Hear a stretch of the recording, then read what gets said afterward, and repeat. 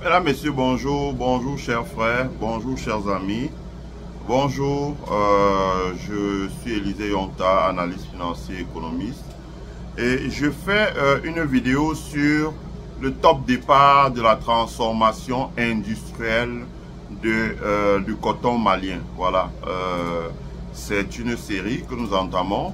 Je pense que cette série la fera environ 4 vidéos. Et nous parlerons de l'avantage comparatif et compétitif du Mali.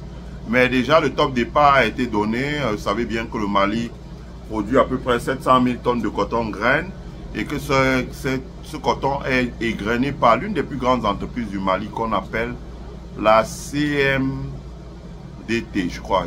C'est depuis 1990, tout petit, tout jeune. Hein,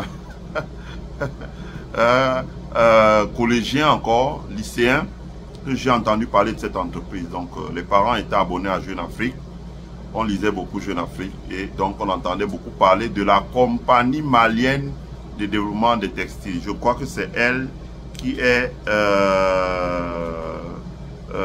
visée ici. Donc la compagnie malienne de développement des textiles a donc fait venir des experts allemands, c'est très bien, parce que les Allemands sont vraiment forts dans ce domaine-là, franchement.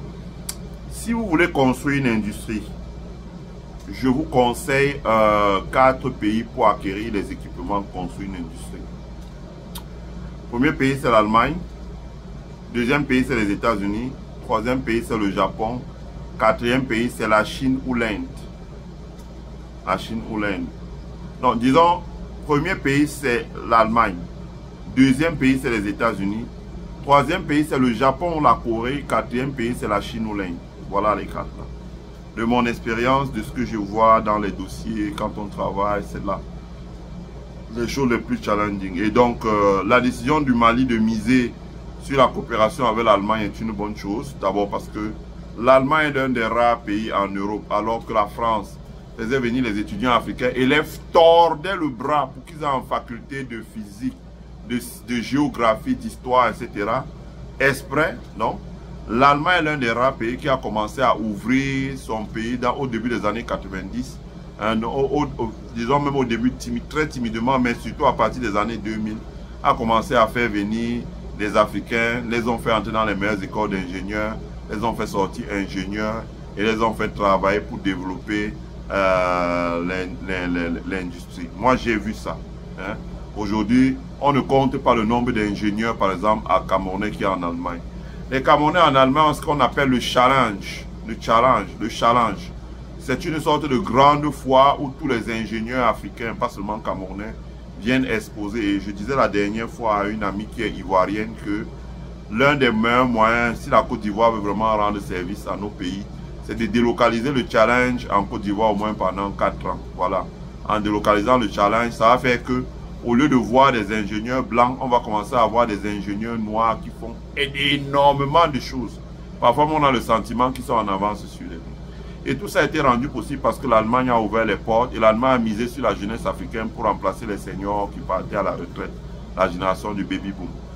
Donc, je vais vous faire écouter la bande audio de la rencontre entre le directeur de la compagnie malienne de développement des textiles.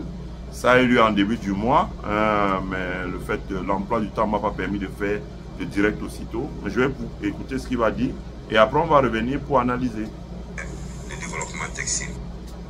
Dans ce 20h, et je le disais dans les titres, une délégation allemande Kadidia, tu connais la présentatrice du journal de l'OACM. Le président directeur général de la CMDT, il était question de la mise en place d'un parc industriel textile qui, à long terme, pourra augmenter le PIB du Mali. Daniel Traoré et Toumani Diabaté.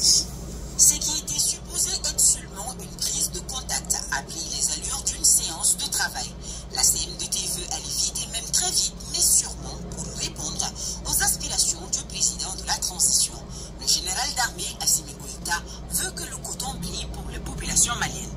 Pour cela, un parc industriel textile est en gestation et c'est vers l'expertise allemande que la CMDT s'est tournée pour diverses raisons. Dans la recherche des opportunités de collaboration pour faire avancer l'idée, nous avons échangé avec M. l'ambassadeur que je tiens à remercier ici et qui a accroché aux premiers entretiens l'idée de pouvoir faire en sorte qu'on puisse transformer une partie du coton malien pour créer de la richesse et de l'emploi sur le territoire malien. Et surtout, l'intérêt qu'on a porté sur la partie allemande pour son savoir-faire, la technologie allemande, la constance allemande dans la collaboration avec le Mali depuis les indépendances. Voilà. Et quels que soient les moments difficiles que le pays a traversés, l'Allemagne a été aux côtés du Mali. Voilà. Et la coopération allemande a été toujours au beau fixe.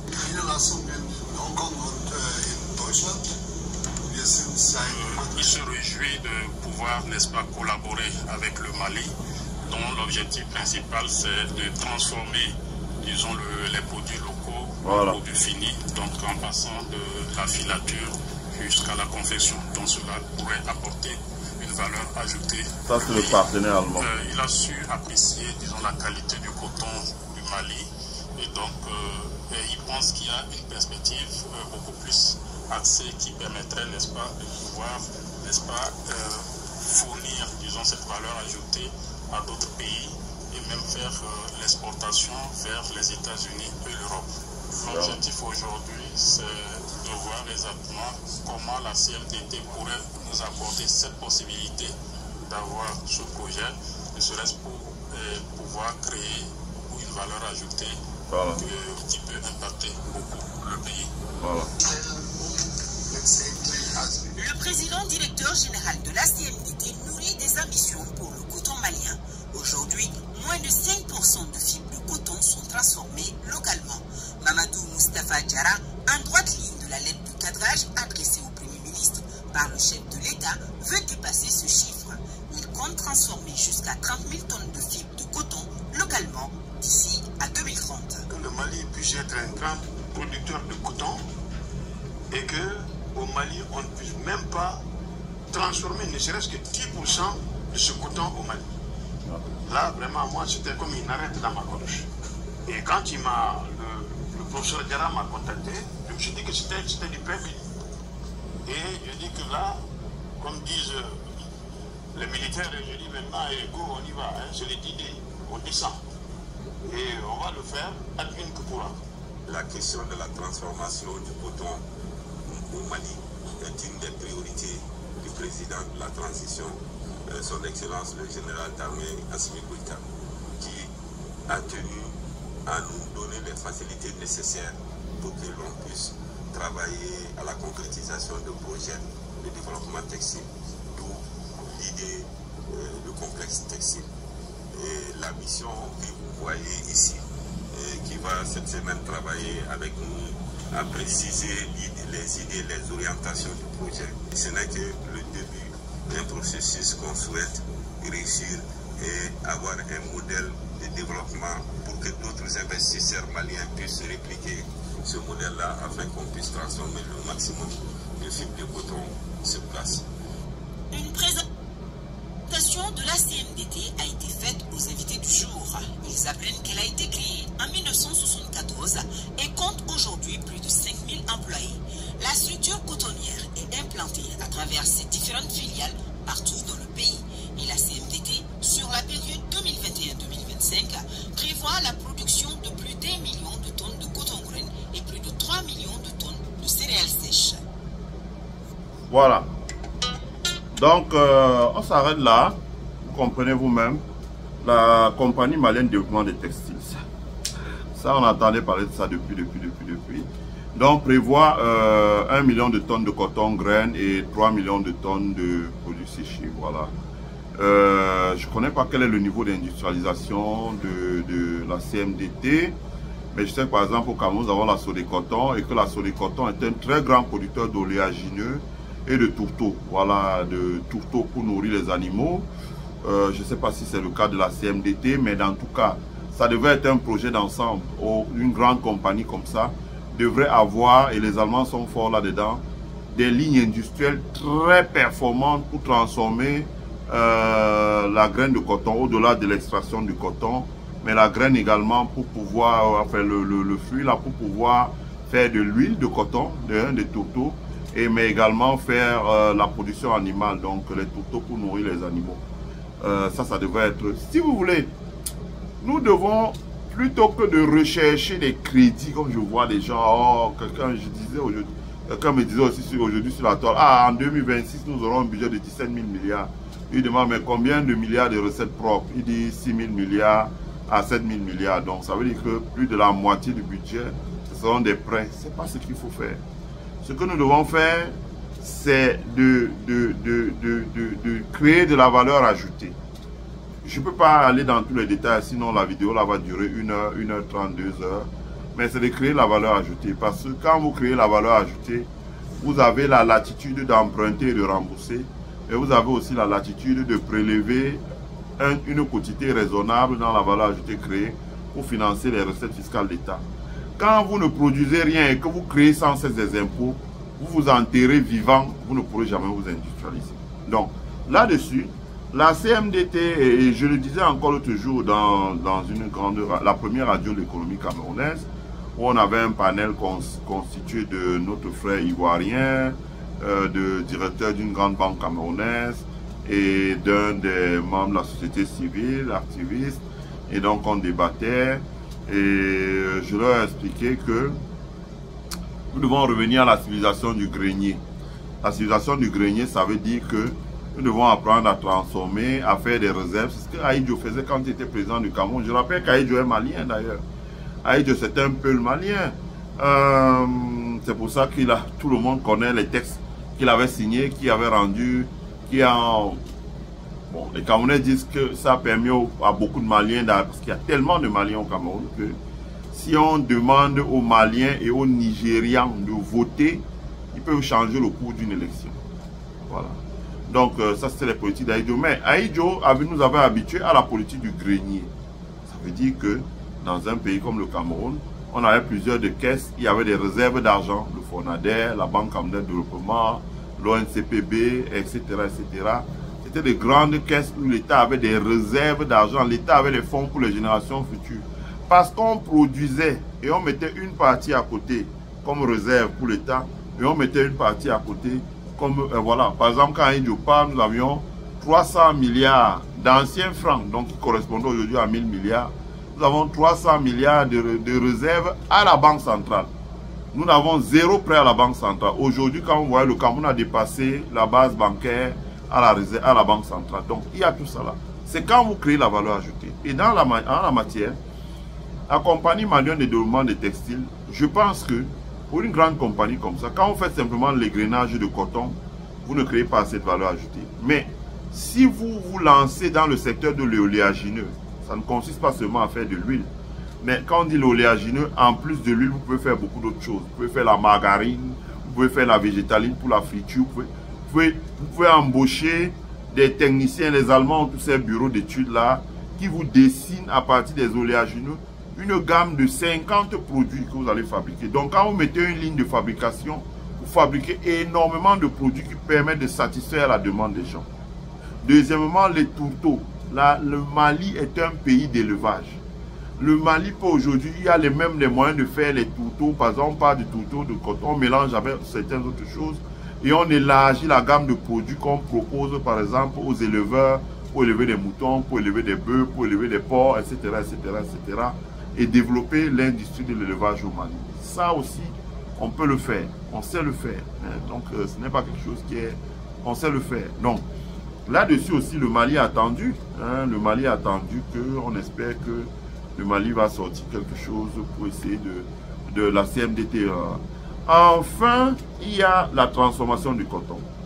Le président de la compagnie malienne de développement des textiles lui-même a dit qu'il s'est rapproché de l'ambassadeur du Mali en Allemagne, vu les relations diplomatiques et séculaires que le Mali a avec la République d'Allemagne, qui date depuis de nombreuses années, et ils ont pensé que c'est avec l'Allemagne qu'ils doivent réaliser un projet comme ça. Et donc, les Allemands ont mis à leur disposition ce qu'il faut pour qu'ils commencent, une équipe de techniciens, pour qu'ils commencent à voir ensemble ce qu'il faut faire.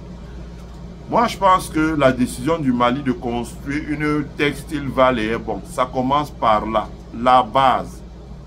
Président, là je parle au président, général Assimi Goïta.